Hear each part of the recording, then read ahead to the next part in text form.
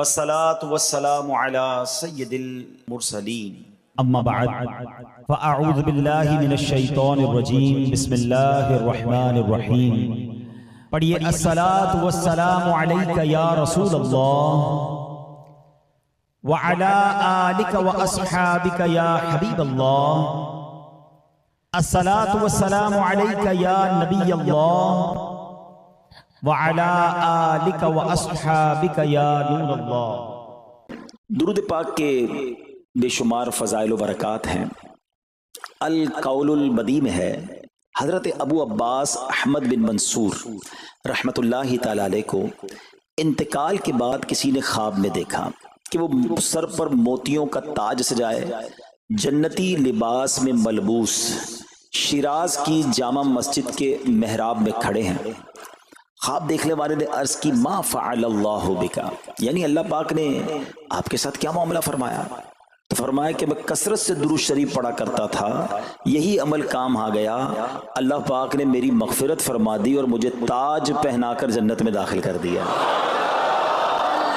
کیا بات ہے درود پاک کی! آپ یقین کریں، اگر میں آپ سے یہ کہوں کہ زندگی میں ایک مسلمان ہونے کی حیثیت سے اگر آپ اپنی خواہشات، اپنی ڈیزائرز کیا کیا ہیں لکھیں ذرا، کہ مجھے دنیا میں کیا چاہیے، مجھے مرتے وقت کیا چاہیے، قبر میں کیا چاہیے، مرنے کے بعد محشر کے دن میں کیا چاہتا ہوں، کبھی اکیلے بیٹھے نہ تو لکھیے گا، ٹھیک ہے؟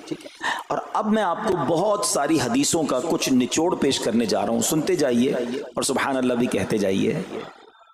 اگر آپ روزی میں برکت چاہتے ہیں تو درود پاک پڑھیے، اگر آپ بیماری سے شفا چاہتے ہیں تو درود پاک پڑھیے، اگر آپ ذلت و رسوائی سے بچنا چاہتے ہیں تو درود پاک پڑھیے، اگر آپ عزت میں اضافہ چاہتے ہیں تو درود پاک پڑھیے، آپ مصیبتوں اور پریشانیوں سے بچنا چاہتے ہیں تو درود پاک پڑھیے، مرتے وقت کلمہ پڑھنا چاہتے ہیں تو درود پاک پڑھیے، مرتے وقت آقا کا دیدار کرنا چاہتے ہیں تو درود پاک پڑھیے، آپ یہ چاہتے ہیں کہ آقا اپنے مبارک ہاتھوں سے قبر میں اتاریں تو درود پاک پڑھیے، اپنی قبر کو نور مصطفیٰ سے جگمگانا چاہتے ہیں تو درود پاک پڑھیے، قیامت کے دن نبی پاک کے پرچم تلے اٹھنا چاہتے ہیں تو درود پاک پڑھیے، آقا کے ہاتھوں جام کوثر پینا چاہتے ہیں تو درود پاک پڑھیے، اور سنیے آقا کے ساتھ جنت میں جانا چاہتے ہیں تو درود پاک پڑھیے، مدینے جانا چاہتے ہیں، بار بار جانا چاہتے ہیں تو درود پاک پڑھیے،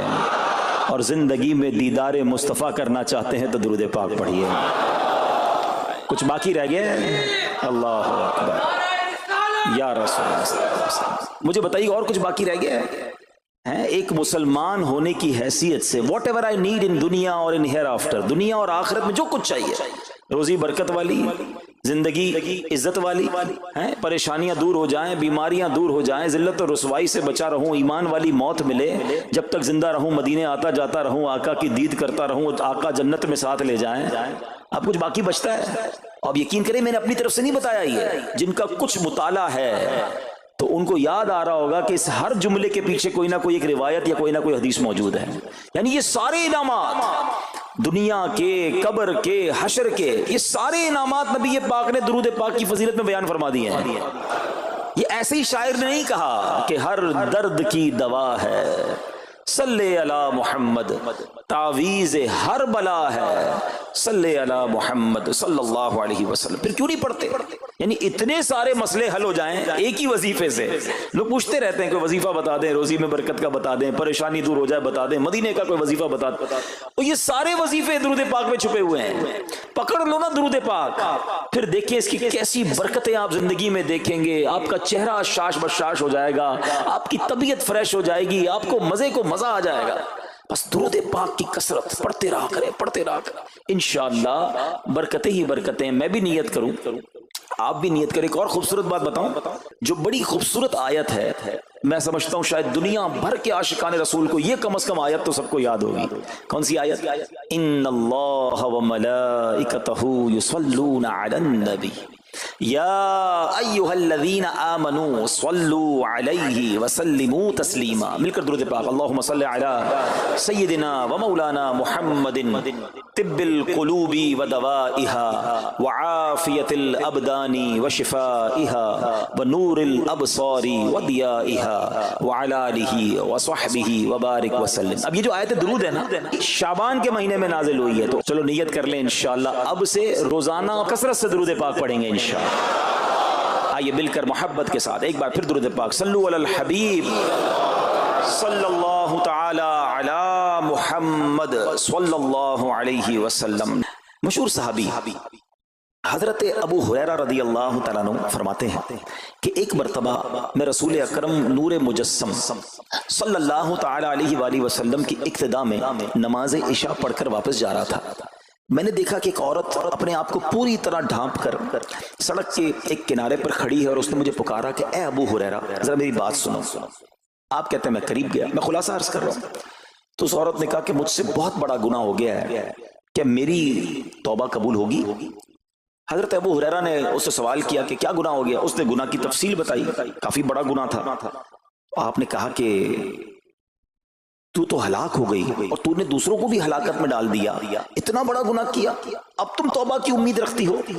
اللہ پاک کی قسم تیری توبہ قبول نہیں ہوگی. جب آپ نے یہ کہا تو وہ عورت خوف خدا سے کانپنے لگی اور اتنا زور سے کانپی کہ کانپتے کانپتے وہ بے ہوش ہو گئی. آپ نبی پاک کی بارگاہ میں آ گئے. اب آپ کو خیال آیا کہ یار میں نے اس کو کہہ تو دیا مگر میں نے اللہ کے نبی صلی اللہ علیہ وسلم سے مشورہ تو نہیں کیا، پیارے آقا سے پوچھا تو نہیں. اب آپ نبی پاک علیہ الصلوۃ والسلام کی بارگاہ میں آئے اور آقا سے عرض کی کہ حضور ایسا ہوا اور ایک عورت مجھے ملی اور اس نے مجھے اپنا گناہ بتایا. میں نے کہا اتنا بڑا گناہ، اب تیری توبہ قبول نہیں ہوگی. اللہ اکبر. جب نبی رحمت شفیع امت صلی اللہ تعالی علیہ وسلم نے یہ بات سنی تو فرمایا انا للہ و انا الیہ راجعون. اے ابو ہریرہ تو خود بھی ہلاک ہوا اور تم نے اس عورت کو بھی ہلاکت میں ڈالا، کیا تمہیں اللہ پاک کا یہ فرمان یاد نہیں؟ پھر نبی پاک علیہ الصلوۃ والسلام نے قرآن مجید فرقان حمید کی یہ آیت تلاوت کی. ذرا غور سے تلاوت سنیے گا. اللہ کریم ارشاد فرماتا ہے بسم اللہ الرحمن الرحیم الا من تاب وآمن وعمل عملا صالحا فأولئك يبدل الله سيئاتهم حسنات وكان الله غفورا رحيما. ترجمہ کنز العرفان. مگر جو توبہ کرے اور ایمان لائے اور اچھا کام کرے تو ایسوں کی برائیوں کو اللہ نیکیوں سے بدل دے گا اور اللہ بخشنے والا مہربان ہے. حضرت ابو ہریرہ نے جب یہ آیت کریمہ سنی اور پیارے آقا علیہ الصلوۃ والسلام کا یہ فرمان سنا تو آپ کو احساس ہوا کہ میں نے غلط مسئلہ بیان کر دیا ہے. آپ پر یہ احساس اتنا غالب ہو گیا کہ آپ مدینہ منورہ کی اب گلیوں میں آواز لگانے لگے. ایک عورت نے مجھ سے رات ایک مسئلہ پوچھا تھا، کوئی بتا سکتا ہے وہ عورت کون ہے؟ آپ سارا دن مدینے کی گلیوں میں آواز لگاتے رہے مجھے اس عورت کا پتہ بتاؤ جس نے مجھ سے مسئلہ پوچھا تھا. اب رات ہوئی تو وہ عورت آپ کو کل والی جگہ پر پھر کھڑی مل گئی. آپ فوراً اس عورت کے پاس پہنچے، اسے نبی پاک کا فرمان سنایا اور کہا تمہیں مبارک ہو، اگر تم توبہ کرو گی تو اللہ تمہاری توبہ قبول فرما لے گا. اب یہ عورت اتنی خوش ہوئی کہ مارے خوشی کے کہتی ہے کہ میرا ایک باغ ہے، میں نے اپنے گناہ کے کفارے میں وہ باغ راہ خدا میں صدقہ کر رہی ہوں. یہ پورا باغ ہے ابو ہریرہ میں اللہ کی راہ میں صدقہ کرتی ہوں. اللہ اکبر. اے میرے پیارے اسلامی بھائیوں، اس ایک واقعے میں ہمارے لیے بہت کچھ ہے. پہلے تھوڑا سا تربیت کے مدنی پھول.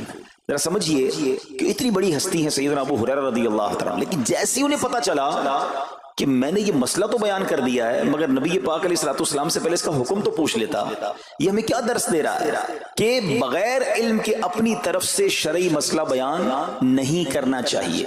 جو بغیر علم کے دینی مسئلے بتاتا ہے وہ خود بھی ہلاک ہوتا ہے اور دوسروں کو بھی ہلاکت میں ڈالتا ہے. ہاں میں بتاتا ہوں نا اس کا مسئلے کا حل کیا، حالانکہ خود کہیں پڑھا نہیں ہوتا.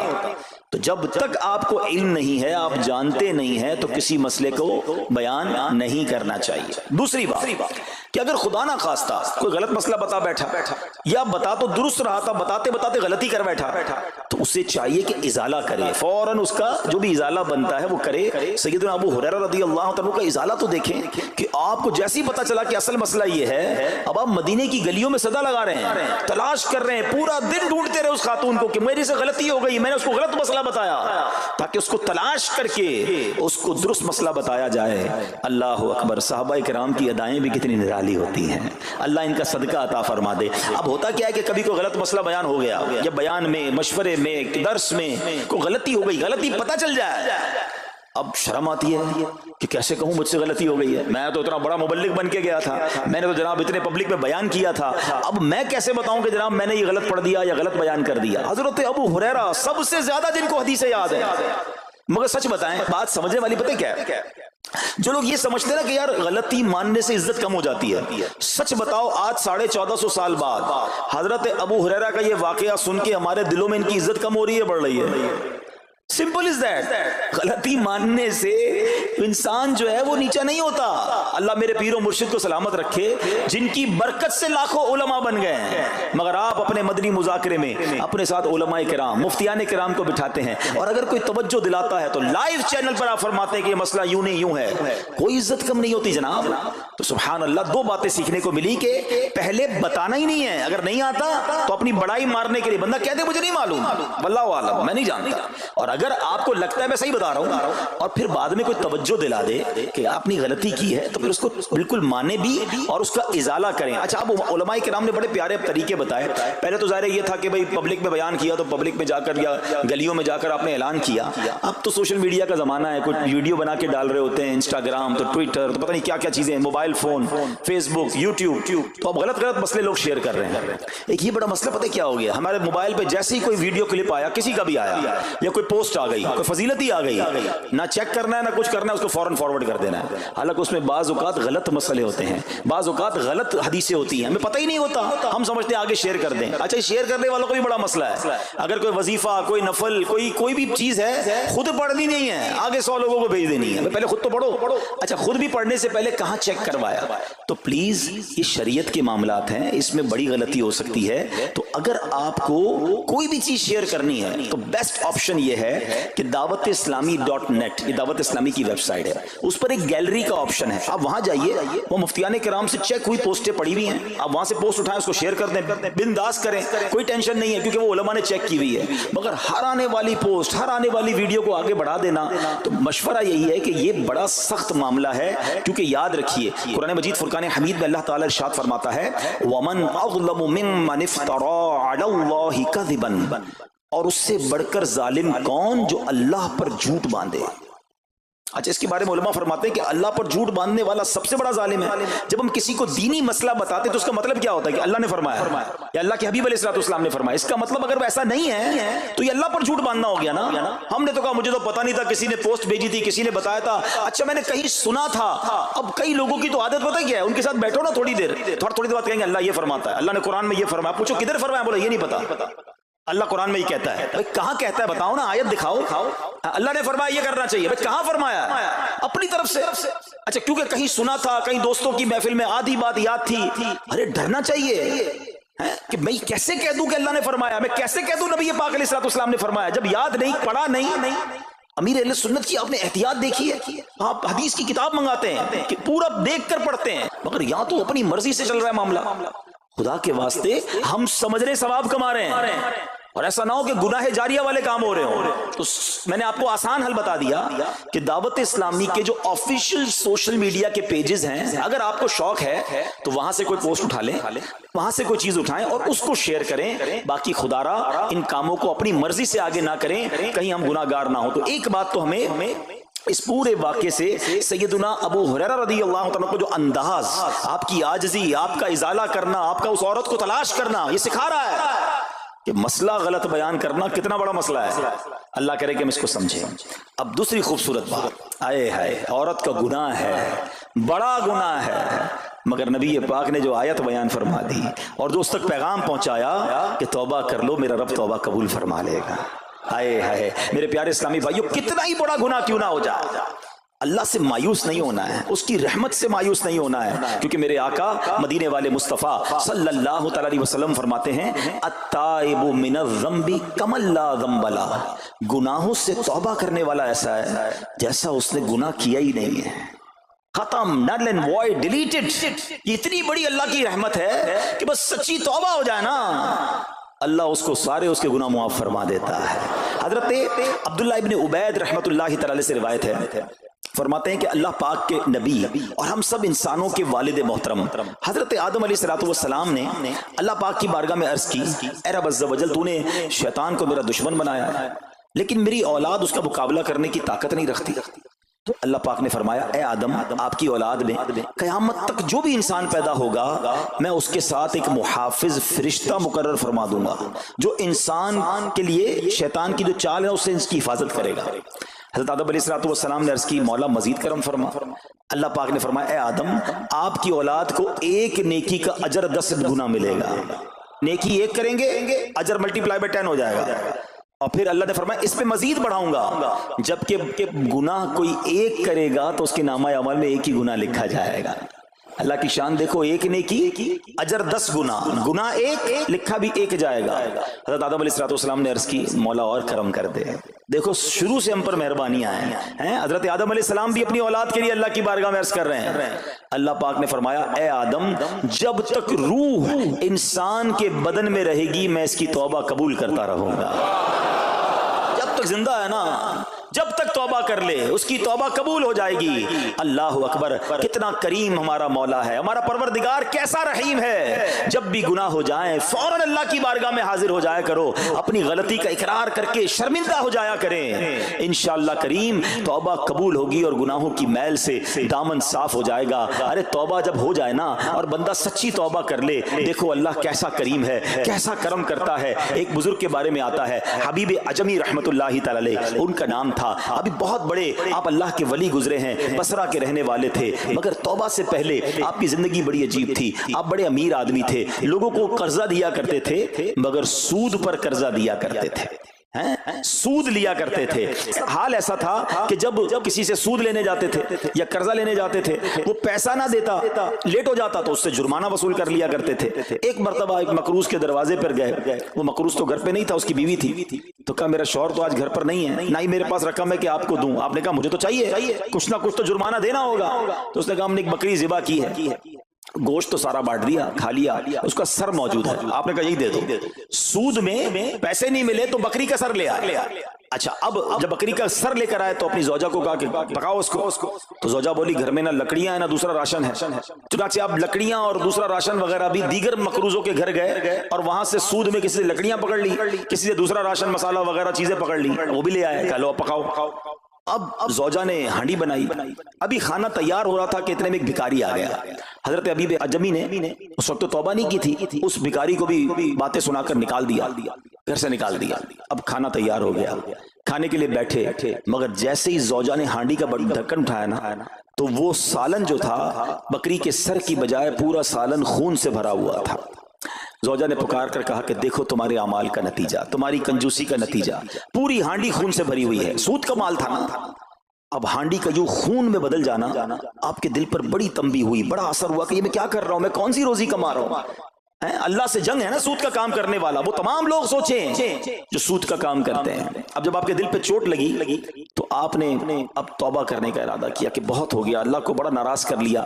تو آپ حضرت حبیب عجمی اب باہر نکلے کہ حضرت امام حسن بصری کی بارگاہ میں جاتے ہیں اور وہاں جا کر توبہ کرتے ہیں۔ مگر جیسے ہی اب باہر نکلے نا تو کچھ بچے کھیل رہے تھے، کھیلتے ہوئے بچے نے آواز لگائی جلدی سائڈ پہ ہو جاؤ، دور ہو جاؤ، حبیب عجمی سود خور آ رہا ہے، کہیں ایسا نہ ہو کہ اس کے قدموں کی دھول ہم پر پڑے اور ہم بھی بدبخت ہو جائے۔ پھر دل پر چوٹ لگی کہ یار بچہ مجھ سے نفرت کرتا ہے، ایسا کام کرتا ہوں میں، اللہ بھی ناراض، اللہ کے بندے بھی ناراض، اور دل پر چوٹ لگی۔